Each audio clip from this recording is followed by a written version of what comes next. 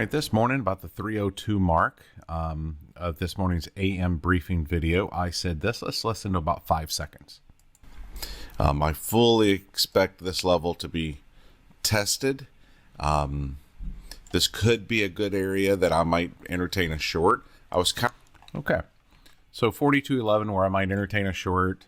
You can see I've got my eyeballs and magnet and the red heart, which means I'd probably be interested in shorting that. Now, as I revealed in the video a couple hours ago, I am not trading this.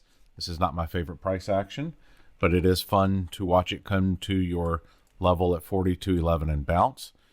These two levels are kind of the edge of the range. One's just a node of the Thursday RTH high, expecting some sort of speed bump there before it comes to the ultimate target of 42.11. So that's really fun to watch that. Tomorrow's FOMC.